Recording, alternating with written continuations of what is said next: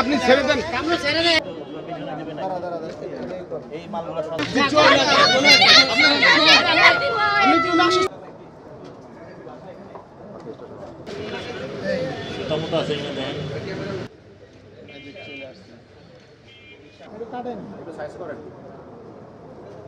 আমি এগুলো করি না। এগুলা উনি আমার বলছে, আমি এই জন্য বানিয়ে দিচ্ছি। আমি এগুলো করি না, আমি এমনি কাজ করি, কিন্তু এগুলো টাকা বানাই না আমি।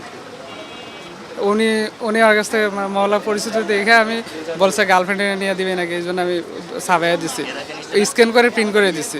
এর আগে একবার না দুইবার, তাও 3টা না 4টা বানিয়ে নিছে আমার কাছ থেকে, গার্লফ্রেন্ডে দিয়ে দিব এলাকা বানিয়ে নিছে আমার কাছ থেকে। আমি এগুলো করি না। এর আগে 20 টাকা, একবার 20 টাকা দিছে, একবার 40 টাকা, আরেকবার দিছিল না 30 টাকা না কয় টাকা জানি, আর আজকে 200 টাকা দিছে। এর আগে একবার না দুইবার করাই নিছে, তাও 2টা না 3টা করাই নিছে আর কি আমার কাছ থেকে।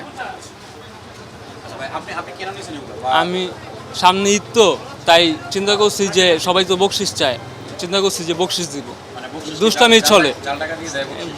অরিজিনাল টাকা নাই তো ভাইয়া, তাই ভাবছি জাল টাকা দিয়ে দিব আর কি। কেউই নাই ভাই, আমি শুধু বানাইছি যে এই দোকানে এসে, শুধু আমি কালার ফটো স্ক্যান করে কালার প্রিন্ট দিয়ে দিতাম, স্ক্যান করে আপনার ওই যে কম্পিউটারে কালার প্রিন্ট দিয়ে দিতাম, পরে কেসি দিয়ে কেটে দিতাম। উনিও অনেক সময় কাইটে নিত কেসি দিয়ে। সফটওয়্যার এটা আমার বানানো না, এটা আমার ডেস্কটপে, মানে আমি আজকে করছি যেটা, ওইটা আমি ডেস্কটপে সেভ করে রাখছিলাম।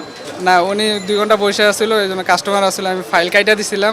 উনি বলতেছিল যে সেভ করে রাখ, তাহলে ওই প্রিন্টটা দিতে সহজ হবে, ওই জন্য আমি সেভ করে রাখছিলাম। আমার ডেস্কটপের ফাইলটা, এটা কম্পিউটার সেভ করে না, ফাইলটা ডেস্কটপে। আমি রিসেন্টলি সেভ করছি, আজকে যখন করছে তখন এটা সেভ করছে। জি, ধন্যবাদ আপনাকে। আমাদের কাছে তথ্য ছিল যে এই এলাকায় জাল টাকা বেচা বিক্রি হচ্ছে। তো আমরা সেই গোপন সংবাদের ভিত্তিতে একটি চেকপোস্ট তৈরি করি এবং চেকপোস্টে একজন কেরিয়ার সহ একজনকে আমরা দেখতে পাই, তারা জাল টাকা বহন করছিল। পরে সেই কেরিয়ারের কাছ থেকে আমরা জানতে পারলাম যে তিনি এই দোকানটি থেকে জাল টাকাটা ছাপিয়েছে।